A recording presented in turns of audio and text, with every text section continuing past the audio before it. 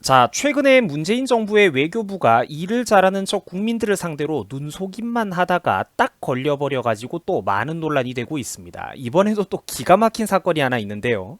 자, 이번 문제를 여러분들에게 정확하게 설명하기 위해서는 먼저 1년 전에 우리나라 한 기업이 겪었던 악몽과도 같은 사건인 선박 납포 사건에 대해서 여러분들이 간단하게라도 듣고 넘어갈 필요가 있습니다.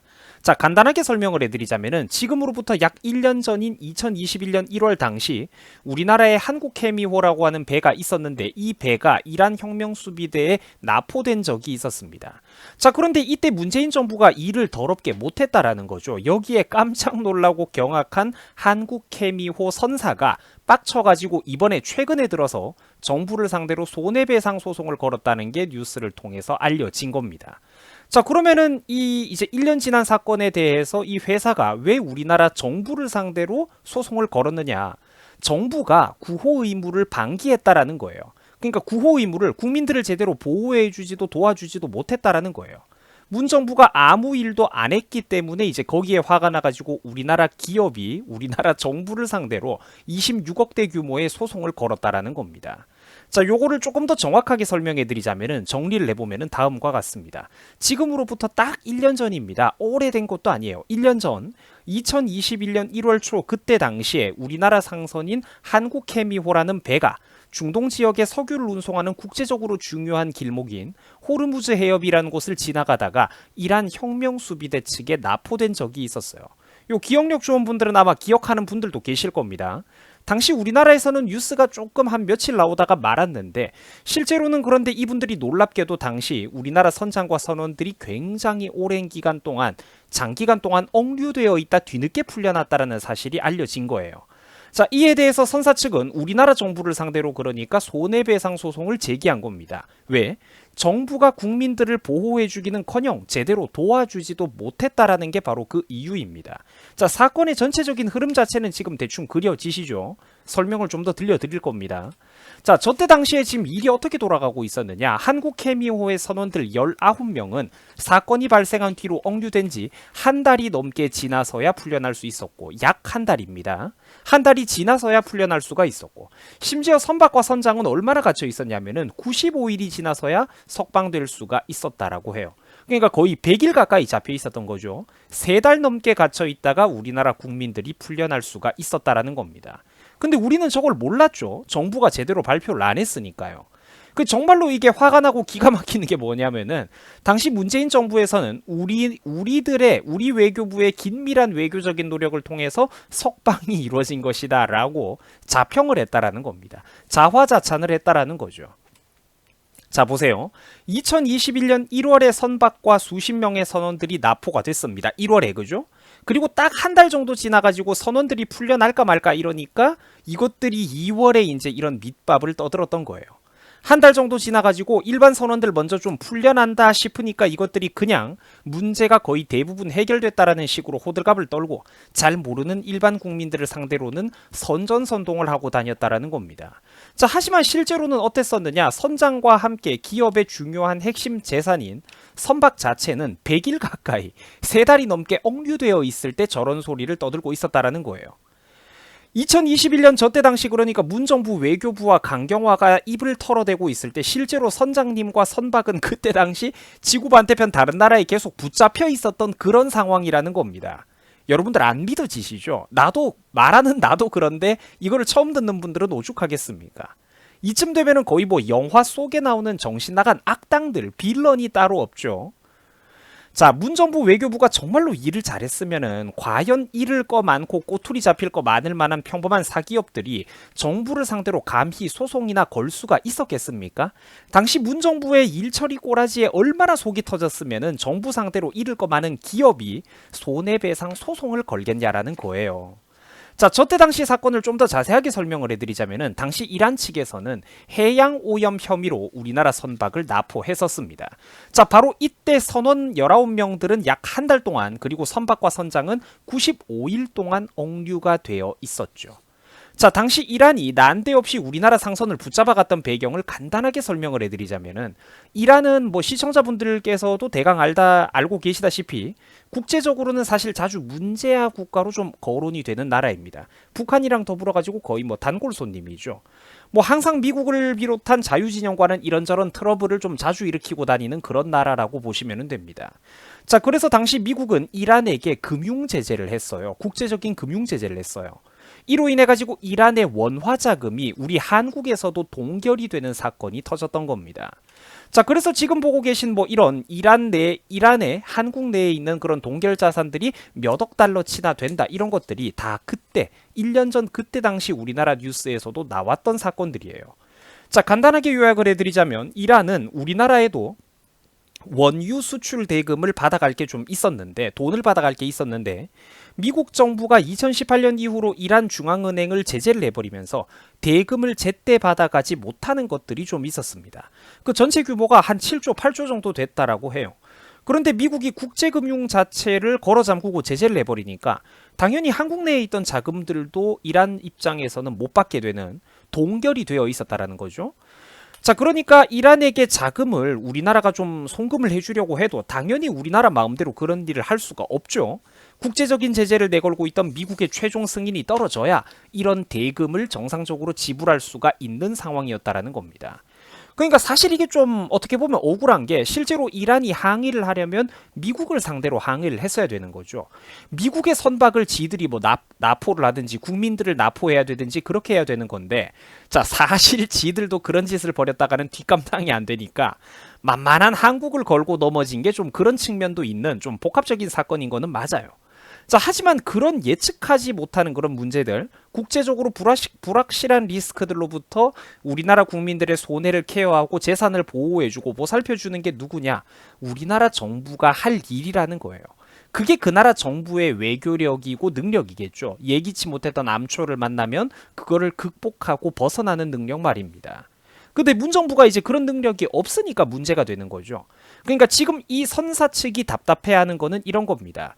문정부는 자기들이 외교를 잘했다라고 생색만 내고 다니고 홍보만 하고 다녔는데, 실제로 그 거대한 피해와 부담은 우리 사기업이 전부 다 짊어졌다라는 거예요. 우리가 다 짊어졌다라는 겁니다. 문정부 외교부가 제대로 일을 못 해줬다라는 거예요. 서포트를 안 해줬다라는 거지. 당시 이란 정부는 우리나라 기업을 상대로 이런 강요를 했다라고 해요.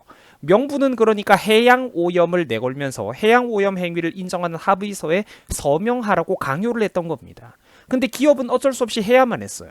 중요한 자산인 큰 배가 남의 나라에 묶여가지고 제때 일을 못하게 되어버리면은 우리나라 기업 입장에서는 매일매일 누적되는 손해가 너무나도 컸기 때문입니다. 심지어 거기다가 거액의 손해배상금까지 낸 뒤에야 풀려날 수 있었다라고 해요. 자, 이란 정부는 물론 우리나라 배가 해양 오염을 일으켰다라는 물증도 전혀 제시하지 못했습니다. 자, 물론 맞아요. 여기서 가장 나쁜 거는 이란 정부가 맞죠. 문제아 국가답죠. 하지만 이 모든 부당한 국가 외교 레벨의 이런 분쟁이 발생하는 동안에 실질적인 협상의 진행 과정은 모두 선사가 짊어져야 했다라는 게 부당하다라는 겁니다. 가장 큰 도움을 주고 중재를 해줘야 되는 정부 관계자는 그저 동행이나 했을 뿐 제대로 도와준 게 없었다라는 거예요. 이게 바로 선사 측의 주장입니다. 정부 관계자는 그저 동행이나 했을 뿐 제대로 한 일이 없다라는 겁니다. 자, 그래서 결국 저 일이 어떻게 됐느냐? 선사 측은 수십억 원이 넘는 피해를 고스란히 뒤집어 쓰고 결국 나중에는 그 거대한 손해가 감당이 안 돼가지고 문제가 되었던 한국케미호조차 팔아야 했다라고 합니다. 여러분들 회사 입장에서 그 피해가 어마어마하겠죠. 사업하는 분들은 아마 속이 뒤집어지실 겁니다. 이게 뭐 거의 쉽게 말해가지고 뭐 마른 하늘에 날벼락을 얻어맞은 거잖아요. 기업 입장에서는.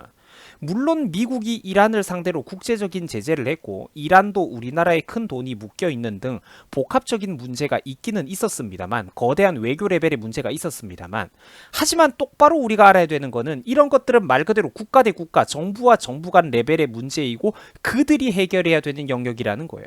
그러면 어떤 리스크가 발생했을 때 책임지고 풀어나가고 협상하는 것도 그들이 자기 일처럼 발벗고 나서서 해줘야 된다라는 겁니다. 하지만 그 중간에 끼어있던 애꿎은 우리나라 민간기업만 고래 싸움에 엉뚱한 피해를 봤다라는 거예요. 당연히 우리나라 문재인 정부가 책임감 있게 다리를 놔주고 적극적으로 도와줘야 되는 그런 사건인데 사실상 이것들은 홍보질만 하고 뒷짐지고 가만히 앉아 있었다라는 게 바로 이번 논란의 핵심 요지예요. 그 문재인 정부가 일을 제대로 잘 했겠습니까? 물론 그럴 리가 없죠. 당연히 못했다라는 거예요. 그래서 해운 선사가 화가 난 겁니다. 심지어 문재인 정부의 외교부는 우리나라 기업이 강제로 잘못을 인정하고 거액의 배상금까지 물어야만 했던 이 한심한 일을 그저 숨기기에만 급급했습니다. 일절 국민들에게 제대로 된 팩트를 알리지 않았어요.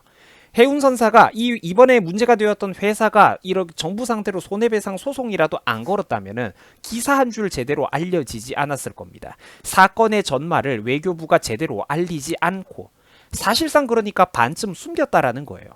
그러니까 이게 문제가 되는 게 뭐냐면은 만약에 제2의 제3의 똑같은 납포 사건이 발생하면 그때는 어떡할 겁니까?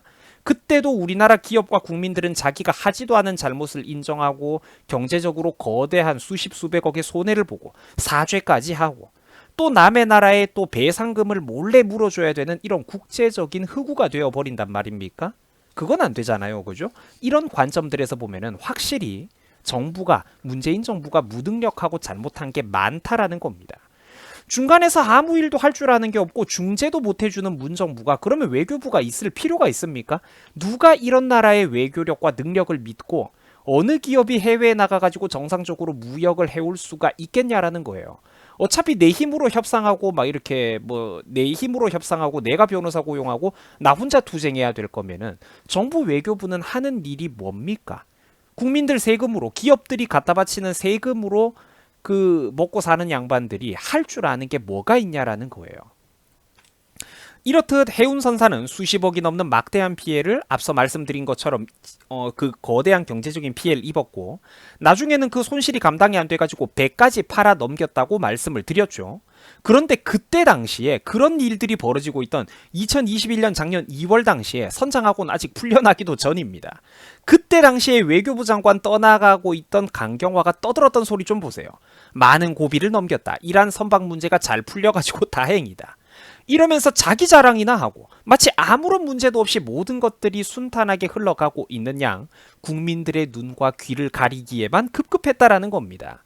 그 뭐 옛날 우리 역사책 같은 데 보면은 나이가 어린 왕의 눈과 귀를 가로막으면서 전하 모든 일이 그저 잘 풀리고 있습니다. 전하는 그저 예쁜 궁녀들이나 끼고 이렇게 처나 끼고 애첩이나 끼고 그냥 놀고 먹으시면 됩니다.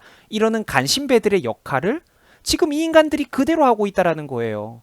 민주주의 사회에서 최종 주권자는 국민들의 그 모여있는 표니까 국민들의 눈과 귀를 가리면서 그저 모든 일이 잘 풀리고 있다라는 식으로 덕담만 늘어놓고 있었다라는 겁니다. 근데 알고 봤더니 그건 거짓말이죠. 심각하죠, 여러분들. 이제 저 회사가 왜 저렇게 화가 나가지고 정부 상대로 소송까지 걸고 있는지 이런 일이 왜 벌어진 건지 이제 여러분들도 완벽하게 머릿속에서 정리가 될 거예요. 강경화가 저런 소리를 떠들고 있던 그때 당시에 우리나라 선박과 선장님은 사로잡혀 있었다라는 거예요. 선박 문제가 잘 풀려가지고 다행이라고 홍보를 했는데 그로부터 몇 달 뒤에는 이 해운회사는 너무나도 거대한 피해를 입어가지고 배를 팔아치워야 되는 지경까지 이르렀다라는 거예요. 내가 그래서 화가 난다라는 겁니다. 그래서 오늘 여러분들에게 설명을 해드리는 거고요. 뭐 문재인도 문재인이지만 사실 그 사람이 임명했던 이 강경화라는 인간도 여러모로 참 역대급의 외교부 장관이었죠. 말 나온 김에 제가 좀 설명을 하는 건데 결국 이런 것들이 뭐냐, 586 운동권 아마추어들의 한심한 탁상공론의 한계가 바로 이런 국제무대 외교 능력의 필드에서 여실히 드러난다라는 겁니다. 실질적인 업무 수행 능력을 보고 사람을 뽑아야 되는데 문재인이가 처음에 강경화를 임명했을 때 떠들었던 소리를 좀 보세요. 당시에도 사람들이 강경화의 실질적인 능력과 경력의 부족을 가장 크게 걱정을 했는데 문재인이가 떠드는 소리를 한번 보세요. 무슨 내각의 성평등적인 관점에서 의미를 찾는다느니 아니 그게 외교 능력이랑 무슨 상관이 있습니까 그게? 그저 보여주기 식에만 집착하는 저런 소리들을 하면서 당시에도 임명을 했었다라는 거예요. 전문가들이 비판할 때 절대로 그 말을 안 듣는다라는 거야. 그러니까 무능한 사람들이 고위 관직에 올라가 본들 실전 필드에 나가면은 일이 되겠습니까? 안 되죠. 항상 저런 최악의 결과들만 튀어나왔다라는 거예요. 국민들이 그때그때 당장에 눈속임이나 하고 지나가면은 슬쩍 뒤덮어버리고 쉬쉬해버리고 고생하면서 하루하루 피가 마르는 그런 억류되어 있던 국민들, 당사자들, 기업들은 그 나 몰라라 하는 이런 행태들, 언론의 조명이 비춰질 때 그때 당시에만 국민들을 걱정하는 척, 애쓰는 척, 잠시 그럴싸하게 포장을 하고 그 순간에 어떤 여론이 지나가고 나면은 나 몰라라 한다라는 거예요. 구체적으로 일을 안 한다라는 거야. 강경화는 이런 적도 과거에 있었습니다. 북핵 문제를 해결하는데 감비아 정부 사람들을 왜 만납니까? 그저 우리보다 경제적인 규모가 작고 약한 나라들을 쫓아다니면서 강대국 행세하고 목에다가 힘주고 접대받고 의전받고 국민들 세금 선심성으로 남의 나라에다가 원조한다고 막 뿌리고, 그러니까 자기들이 국제외교 열심히 일하느라 바쁘게 세계 각지를 돌아다니고 있다, 뭐 이런 것들을 국민들에게 사진 찍어 보여주기에만 급급했다라는 거예요. 실질적으로 일을 진행하고 국가를 위해서 어떤 해결책을 제시하는 게 아니라 그저 모든 일이 대충 잘 진행되는 것처럼 같아 보이게끔 만드는 게 이 사람들이 할 줄 아는 것의 전부라는 거예요. 불과 여러분들 얼마 전에 요소수 대란 기억나실 겁니다. 이들은 요소수 하나도 제대로 못 구해봐가지고 이것조차도 민간 기업인 삼성에게 국제 네트워크 너네 거 좀 동원 좀 해봐라, 인맥망을 좀 동원해달라, 손을 벌렸다라는 거예요. 결국 이 인간들이 할 줄 아는 거는 이게 전부라는 겁니다. 사고는 자기들이 치고 대비도 안 하고 뒷수습은 삼성 같은 민간 기업들과 진짜 전문가들에게 해달라고 징징거리고, 나중에 다급했던 이런 일들이 어느 정도 해결된다 싶으면은 쏜살같이 자기들이 달려가가지고 같이 기념사진이나 찍고 중간에 서가지고 악수나 하고, 그러면서 마치 자기들이 뭔가를 잘해가지고 뭐가 해결된 것 마냥 코스프레나 떠들어대는 거. 여러분, 이러니까 부디 다음 대선은 제발 좀 잘 선택을 해보자라는 겁니다. 제발 좀 선택을 잘해가지고 두 번 다시 이런 동네 이장감도 안 되는 인간들이, 학교 중고등학교 반장감도 안 되는 인간들이 나 청와대 참모요, 나 장관이요, 이렇게 거들먹거리는 꼴은 우리가 보고 살지 말았으면 좋겠습니다. 자, 시청해 주셔가지고 대단히 감사드립니다. 여러분들 수고하셨습니다.